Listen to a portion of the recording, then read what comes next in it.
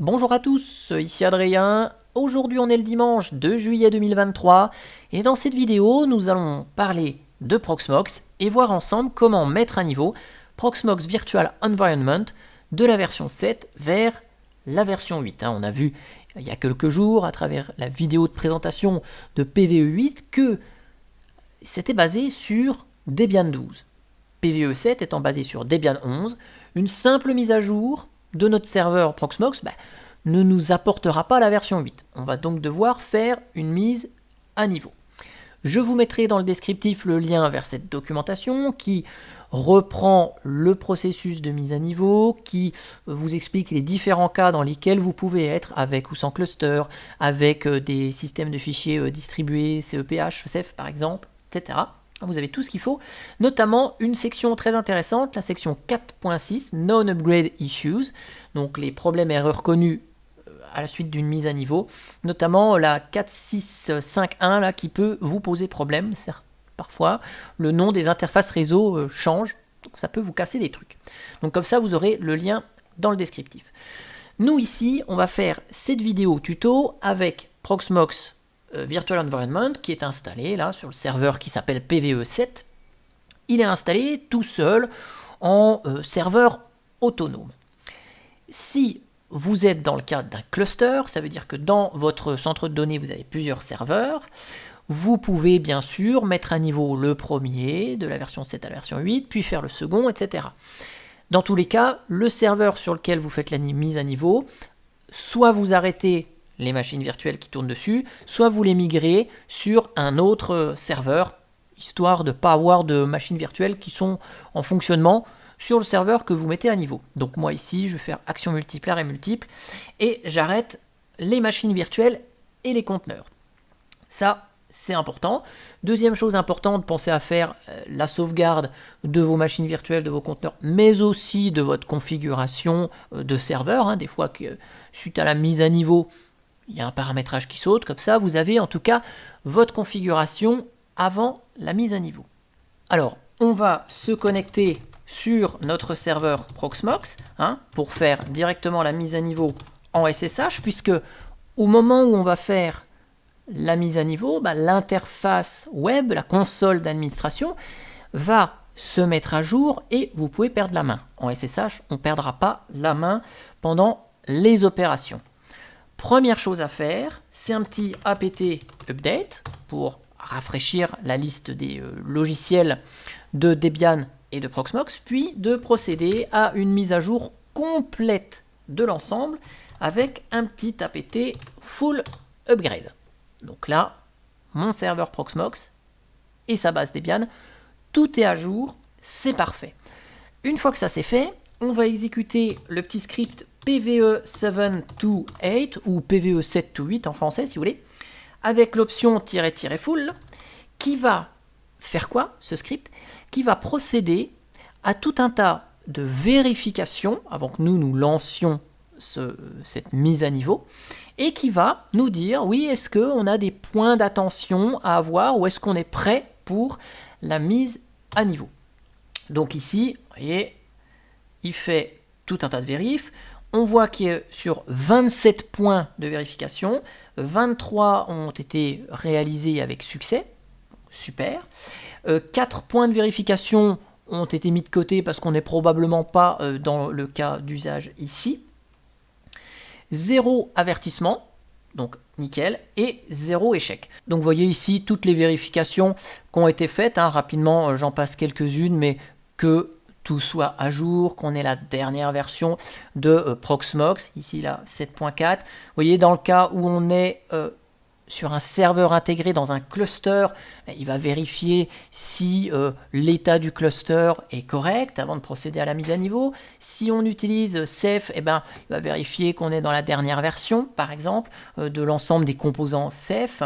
Il vérifie le stockage et plusieurs petites bricoles ici. Donc on peut avoir des avertissements, notamment si on a eu Proxmox 5, puis mise à niveau en 6, puis mise à niveau en 7. Parfois, on peut avoir des avertissements qui nous disent attention, il y a des trucs qui sont dépréciés, c'est bien de faire la bascule de certains éléments avant. Une fois que ça c'est fait, qu'est-ce qu'on va faire? Eh bien, on va simplement éditer les sources, hein, comme quand on met un niveau Debian. Donc on édite etc apt source.list et on va remplacer tous les bullseye des lignes Debian par bookworm. Et pour les dépôts propres à Proxmox, qui sont ici, on va remplacer aussi les bullseye par des bookworm. Donc avec Nano, ça se fait avec un contrôle anti-slash. On va rechercher bullseye.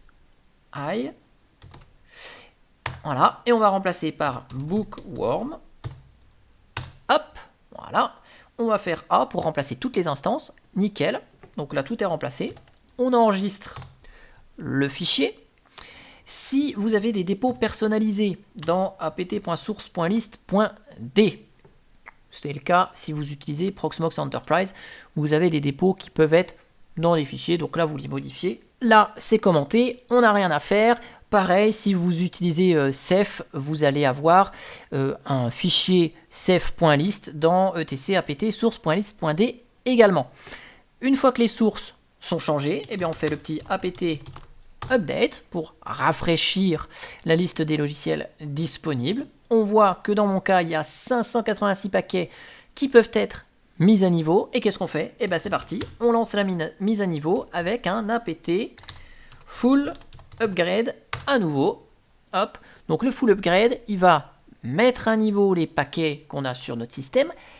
Et s'il y a besoin, c'est ça la différence entre le upgrade et le full upgrade, c'est que s'il y a besoin d'installer des nouvelles dépendances, il va le faire avec le full upgrade. Et là, c'est notre cas, puisque si on remonte un petit peu, vous allez voir que ici, on a les nouveaux paquets suivants qui vont être installés, et on va retrouver quoi là-dedans? On va retrouver des nouvelles dépendances, le nouveau noyau PVE kernel, donc c'est pour ça que il est très important de faire le full upgrade. Donc là, je valide. Donc comme pour la mise à niveau de Debian 11 vers Debian 12, on a le fameux apt list changes qui se met en route, hein, donc qui nous informe sur des actualités, sur les paquets qui vont être mis à jour. Vous pouvez lire avec attention toutes ces informations. Une fois que vous en avez pris connaissance, ou pas d'ailleurs, faites Q, hop, ça quitte l'utilitaire. Ça va procéder à la mise à niveau. On peut avoir ces petites interfaces ici qui nous demandent de spécifier des paramétrages supplémentaires. Et ici, au cours de la mise à niveau, on va avoir des services qui vont être redémarrés. Donc là, je vais lui dire oui, redémarre tous les services sans me poser la question à chaque fois. De toute façon, le nœud PVE, on a dit que les machines virtuelles, elles étaient plus dessus ou éteintes. Hein. Donc, on procède à la mise à niveau. S'il y a besoin de redémarrer les services, redémarrez-les. De toute façon, on va redémarrer une bonne fois pour toutes le serveur après la mise à niveau.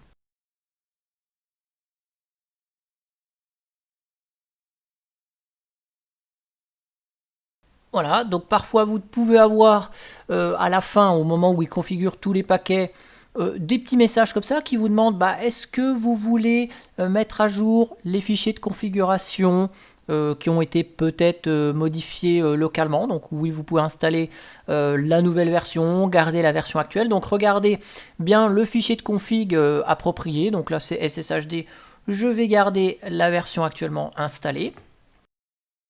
Parfois, vous n'avez pas la belle interface, mais vous avez juste ceci qui est écrit en mode texte. Hein. Donc là, je vais no, hein, je vais garder la version actuellement installée. Après, vous avez l'option ici, hein, Show Differences Between the versions, hein, pour voir la différence entre les deux fichiers, si vous voulez vraiment approfondir la question. Et voilà, le tout est terminé. Donc maintenant, qu'est-ce qu'on fait? Eh ben, on reboot l'ensemble.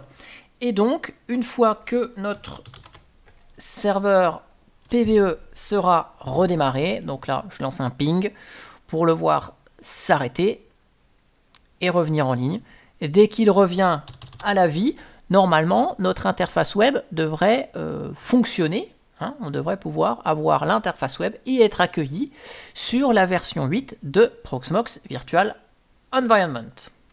Donc, le reboot prend un petit moment. Hein.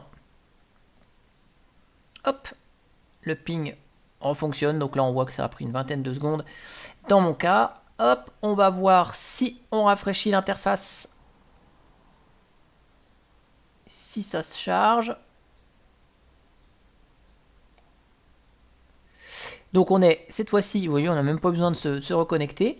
Il a gardé en mémoire la connexion. On est bien sur Proxmox Virtual Environment 8.0. Le paramétrage du serveur faisait que mes conteneurs se redémarrent, conteneurs EVM se démarrent automatiquement, donc tout a redémarré sans aucun souci. Donc ici, juste ce qu'on va vérifier, je vais me remettre sur le nœud. Donc il s'appelle PVE7 parce que c'est son petit nom. Je vais juste vérifier quelque chose. On va refaire un petit apt update apt full upgrade. Ok, nickel. Donc là, notre système, il est bien à jour. On voit que là, bon, on a un paquet qui était installé automatiquement qui n'est plus nécessaire, telnet. Donc on peut faire un apt auto remove pour retirer les paquets orphelins. Alors attention avec cette commande, vérifiez bien qu'il n'y ait pas de choses qui cassent votre système, de paquets essentiels à la désinstallation. Donc là, on a juste telnet. Et donc là, on est nickel. On a notre Proxmox Virtual Environment qui est en version 8.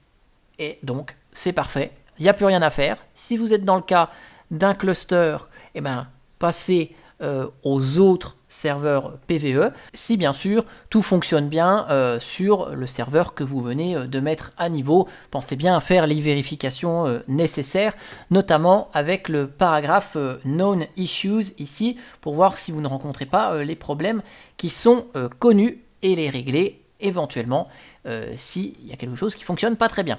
En tout cas, j'espère que cette vidéo vous aura plu, et moi je vous dis à bientôt pour une prochaine vidéo. Allez, ciao ciao, bye bye.